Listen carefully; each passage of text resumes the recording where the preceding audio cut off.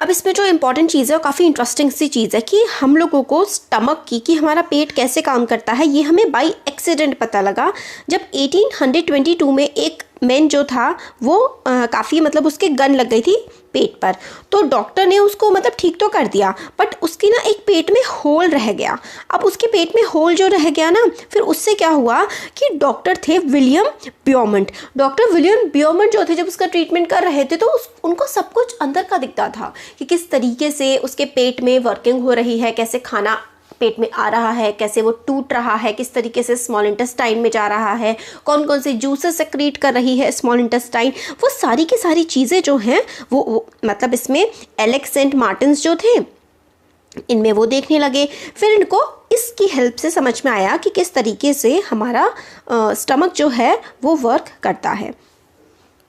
तो ये लोग ये वाला जो पार्ट है हमने देख लिया था कि कार्बोहाइड्रेट्स, बहुत मैंने अच्छे से बताया था कि ये बहुत इंपॉर्टेंट है कि कार्बोहाइड्रेट्स जो हैं वो सिंपल शुगर्स में ब्रेक हो जाते हैं जैसे कि ग्लूकोज। ठीक है, कार्बोहाइड्रेट्स ग्लूकोज में कन्वर्ट हो जाते हैं। फैट्स फैटी एसिड्स में, फैट जो है वो फैटी एसिड्स और हमारे ग्लाइसरॉल में कन्वर्ट होते हैं और प्रोटीन्स जो हैं वो अमीनो एसिड में कन्वर्ट होते हैं। तो ये चीज़ बहुत इंपॉर्टेंट है। अब हम लोग देखते हैं एब्जॉर्प्शन इन स्मॉल इंटेस्टाइन, हम किस तरीके से स्मॉल इंटेस्टाइन में आता है खाना और क्या होता है वो देखा। अब वो खाना आ गया, ब्रेक डाउन हो गया, अब एब्जॉर्ब भी तो होगा, मतलब वो खाना आ चुका है, वो खाना अब सिंपल फॉर्म में ब्रेक डाउन हो चुका है। अब स्मॉल इंटेस्टाइन उसको यूज़ भी तो करेंगे और यूज़ करके खाने से न्यूट्रिएंट्स लेकर के अब पूरी बॉडी में पहुँचाए जाएंगे। तो वो कैसे होता है, तो डाइजेस्टेड फूड जो है अब वो ब्लड वेसल्स में पास करते हैं। हमारी जो बॉडी में बहुत सारी ब्लड वेसल्स होती हैं इनमें पास कर देते हैं through the wall of small intestine. Small intestine की वॉल से ब्लड वेसल्स में न्यूट्रिएंट्स जो हैं वो चले जाते हैं।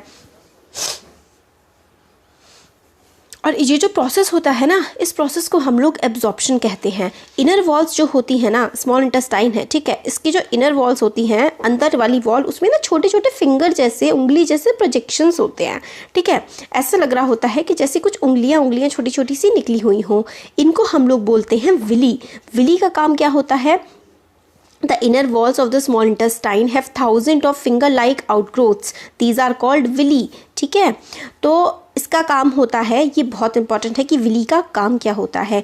The villi increase surface area for absorption of digested food. तो विली जो है ना वो सरफेस एरिया बढ़ा देती है एब्जॉर्प्शन के लिए डाइजेस्टेड फूड के। मतलब क्या हुआ, खाना जो डाइजेस्ट हुआ है ना वो अच्छे से एब्जॉर्ब हो जाए तो विली क्या करती हैं, सरफेस एरिया मतलब थोड़ा सा बड़ा कर देती हैं स्मॉल इंटेस्टाइन को ताकि खाना अच्छी तरीके से एब्जॉर्ब हो जाए। विलस जो है, ये जो विली है, इनका काफ़ी ज़्यादा थिन और बारीक सा नेटवर्क होता है और small blood vessel close to it surface, मतलब काफ़ी ज़्यादा ही एक्सटेंसिव नेटवर्क इनका होता है, बहुत ज़्यादा होती है स्मॉल इंटेस्टाइन में और स्मॉल ब्लड वेसल्स से भी ये कनेक्टेड होती हैं। Surface of villi absorbs the digested food material. ठीक है, फिर डाइजेस्टेड जो खाना पच जाता है उसको ये एब्जॉर्ब कर लेती हैं।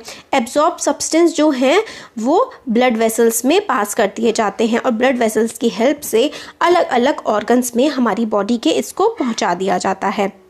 फिर दे आर यूज्ड, इनका इस्तेमाल होता है काफ़ी सारे कॉम्प्लेक्स सब्सटेंसेस बनाने में जैसे कि प्रोटीन्स। तो ये हम जो खाना बनाते हैं, खाना खाते हैं, इसी से हमें प्रोटीन और फैट्स, मिनरल्स, विटामिन सब कुछ इसी से मिलता है, तो प्रोटीन बनाने के काम आता है।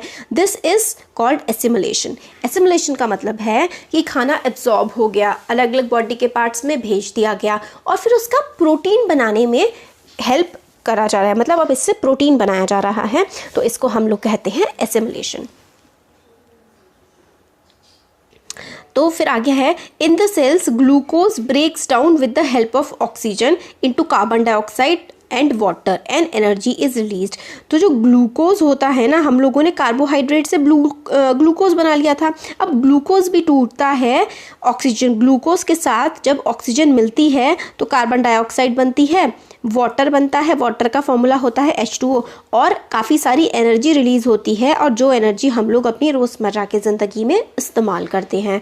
तो ग्लूकोज जो है वो ऑक्सीजन की हेल्प से टूट जाता है कार्बन डाइऑक्साइड में और वाटर में और काफ़ी सारी एनर्जी रिलीज़ हो जाती है। और फूड दैट रिमेन्स अनडाइजेस्टेड, और फूड खाना जो कि पचता नहीं है और एब्जॉर्ब नहीं हो पाता है, मतलब अब वो बिल्कुल वेस्ट हो चुका है ना, काफ़ी ज़्यादा वेस्ट है, तो अब वो हम